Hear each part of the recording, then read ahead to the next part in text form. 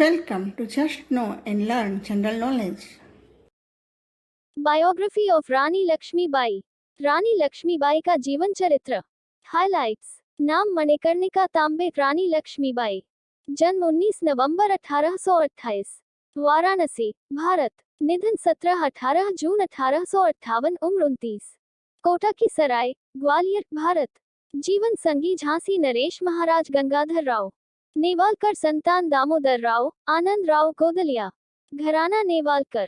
पिता मोरोपंत तांबे, माता भागीरथी सापरे। पूर्ववर्ती गंगाधर राव, उत्तरवर्ती ब्रितानी राज। रानी लक्ष्मीबाई मराठा शासित झांसी राज्य की रानी थी और 1857 की राज्य क्रांति की द्वितीय शहीद वीरांगना थी। प्रथम शहीद वीरांगना रानी अवंती बाई लोधी 20 मार्च 1858 थी। उन्होंने सिर्फ 29 वर्ष की उम्र में अंग्रेज साम्राज्य की सेना से युद्ध किया और रणभूमि में वीरगति को प्राप्त हुई। बताया जाता है कि सिर पर तलवार के वार से शहीद हुई थी लक्ष्मीबाई। कार्य क्षेत्र, झांसी की रानी, 1857 के प्रथम भारतीय स्वतंत्रता संग्राम की वीरांगना। रानी लक्ष्मीबाई मराठा शासित झांसी राज्य की रानी थी और 1857 के प्रथम भारतीय स्वतंत्रता संग्राम में अंग्रेजी हुकूमत के विरुद्ध बिगुल बजाने वाले वीरों में से एक थी। वे ऐसी वीरांगना थी जिन्होंने मात्र 23 वर्ष की आयु में ही ब्रिटिश साम्राज्य की सेना से मोर्चा लिया और रणक्षेत्र में वीरगति को प्राप्त हो गई, परंतु जीते जी अंग्रेजों को अपने राज्य झांसी पर कब्जा नहीं करने दिया। प्रारंभिक जीवन। लक्ष्मीबाई का जन्म वाराणसी जिले में 19 नवंबर 1828 को एक मराठी ब्राह्मण परिवार में हुआ था। उसके बचपन का नाम मणिकर्णिका था, पर परिवार वाले उन्हें स्नेह से मनु पुकारते थे। उनके पिता का नाम मोरोपंत तांबे था और माता का नाम भागीरथी सप्रे। उनके माता पिता महाराष्ट्र से संबंध रखते थे। जब लक्ष्मीबाई मात्र 4 साल की थी तभी उनकी माता का स्वर्गवास हो गया। उनके पिता मराठा बाजीराव की सेवा में थे। मां के निधन के बाद घर में मनु की देखभाल के लिए कोई नहीं था, इसलिए पिता मनु को अपने साथ बाजीराव के दरबार में ले गए। वहां मनु के स्वभाव ने सबका मन मोह लिया और लोग उसे प्यार से छबीली कहने लगे। शास्त्रों की शिक्षा के साथ साथ मनु को शस्त्रों की शिक्षा भी दी गई।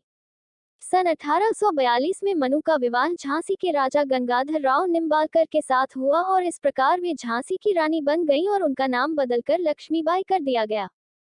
सन 1851 में रानी लक्ष्मीबाई और गंगाधर राव को पुत्र रत्न की पारपत हुई, पर 4 महीने की आयु में ही उसकी मृत्यु हो गई। उधर गंगाधर राव का स्वास्थ्य बिगड़ता जा रहा था। स्वास्थ्य बहुत अधिक बिगड़ जाने पर उन्हें दत्तक पुत्र लेने की सलाह दी गई। उन्होंने वैसा ही किया और पुत्र गोद लेने के बाद 21 नवंबर 1853 को गंगाधर राव परलोक सिधार गए। उनके दत्तक पुत्र का नाम दामोदर राव रखा गया। अंग्रेजों की राज्य हड़प नीति, डॉक्ट्रिन ऑफ लैप्स और झांसी। ब्रिटिश इंडिया के गवर्नर जनरल डलहौजी की राज्य हड़प नीति के अंतर्गत अंग्रेजों ने बालक दामोदर राव को झांसी राज्य का उत्तराधिकारी मानने से इनकार कर दिया और डॉक्ट्रिन ऑफ लैप्स नीति के तहत झांसी राज्य का विलय अंग्रेजी साम्राज्य में करने का फैसला कर लिया।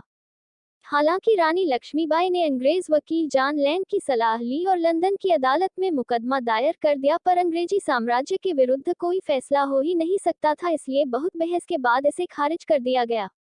अंग्रेजों ने झांसी राज्य का खजाना जब्त कर लिया और रानी लक्ष्मीबाई के पति गंगाधर राव के कर्ज को रानी के सालाना खर्च में से काटने का हुक्म दे दिया। अंग्रेजों ने लक्ष्मीबाई को झांसी का किला छोड़ने को कहा, जिसके बाद उन्हें रानी महल में जाना पड़ा। 7 मार्च 1854 को झांसी पर अंग्रेजों का अधिकार कर लिया। रानी लक्ष्मीबाई ने हिम्मत नहीं हारी और हर हाल में झांसी की रक्षा करने का निश्चय किया। अंग्रेजी हुकूमत से संघर्ष। अंग्रेजी हुकूमत से संघर्ष के लिए रानी लक्ष्मीबाई ने एक स्वयंसेवक सेना का गठन प्रारंभ किया। इस सेना में महिलाओं की भी भर्ती की गई और उन्हें युद्ध का प्रशिक्षण दिया गया। झांसी की आम जनता ने भी इस संग्राम में रानी का साथ दिया। लक्ष्मीबाई की हमशक्ल झलकारी बाई को सेना में प्रमुख स्थान दिया गया। अंग्रेजों के खिलाफ रानी लक्ष्मीबाई की जंग में कई और अपदस्थ और अंग्रेजी हड़प नीति के शिकार राजाओं जैसे बेगम हजरत महल, अंतिम मुगल सम्राट की बेगम जीनत महल, स्वयं मुगल सम्राट बहादुर शाह, नाना साहब के वकील अजीमुल्ला शाहगढ़ के राजा, वानपुर के राजा मर्दन सिंह और तात्या टोपे आदि सभी महारानी के इस कार्य में सहयोग देने का प्रयत्न करने लगे। सन 1858 के जनवरी महीने में अंग्रेजी सेना ने झांसी की ओर बढ़ना शुरू कर दिया और मार्च में शहर को घेर लिया। लगभग 2 हफ्तों के संघर्ष के बाद अंग्रेजों ने शहर पर कब्जा कर लिया, पर रानी लक्ष्मीबाई अपने पुत्र दामोदर राव के साथ अंग्रेजी सेना से बचकर भाग निकली। झांसी से भागकर रानी लक्ष्मीबाई कालपी पहुंची और तात्या टोपे से मिली। वीरगति। तात्या टोपे और लक्ष्मीबाई की संयुक्त सेना ने ग्वालियर के विद्रोही सैनिकों की मदद से ग्वालियर के एक किले पर कब्जा कर लिया। रानी लक्ष्मीबाई ने जी जान से अंग्रेजी सेना का मुकाबला किया, पर 17 जून 1858 को ग्वालियर के पास कोटा की सराय में ब्रिटिश सेना से लड़ते लड़ते वीरगति को प्राप्त हो गई। रानी लक्ष्मीबाई के किस्से सुनने के बाद ये कविता गाए बिना हम कैसे रह सकते हैं। सिंहासन हिल उठे राजवंशों ने भरी कुटी तानी थी, बूढ़े भारत में भी आई फिर से नई जवानी थी। गुमी हुई आजादी की कीमत सबने पहचानी थी, दूर फिरंगी को करने की सबने मन में ठानी थी। चमक उठी सन 57 में, वह तलवार पुरानी थी, बुंदेले हरबोलों के मुंह हमने सुनी कहानी थी। खूब लड़ी मर्दानी, वह तो झांसी वाली रानी थी। कानपुर के नाना की मुंहबोली बहन छबीली थी। लक्ष्मीबाई नाम, पिता की वह संतान अकेली थी। नाना के संग पढ़ती थी वह, नाना के संग खेली थी। बर्छी, ढाल, कृपाण, कटारी उसकी यही सहेली थी। वीर शिवाजी की गाथाएं उसको याद ज़बानी थी। बुंदेले हरबोलों के मुंह हमने सुनी कहानी थी। खूब लड़ी मर्दानी, वह तो झांसी वाली रानी थी। लक्ष्मी थी या दुर्गा थी, वह स्वयं वीरता की अवतार। देख मराठे पुलकित होते उसकी तलवारों के वार। नकली युद्ध व्यूह की रचना और खेलना खूब शिकार। सैन्य घेरना, दुर्ग तोड़ना, ये थे उसके प्रिय खिलवाड़।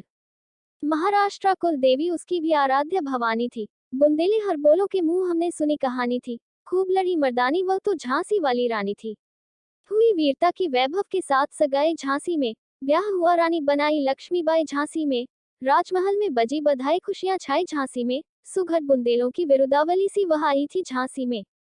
तो दर्शक मित्रों, ये थी झांसी की रानी लक्ष्मीबाई की बायोग्राफी यानी जीवन चरित्र। हम आगे भी आपके लिए जनरल नॉलेज से रिलेटेड वीडियोस लेकर जरूर आएंगे। तब तक के लिए जय हिंद, जय भारत।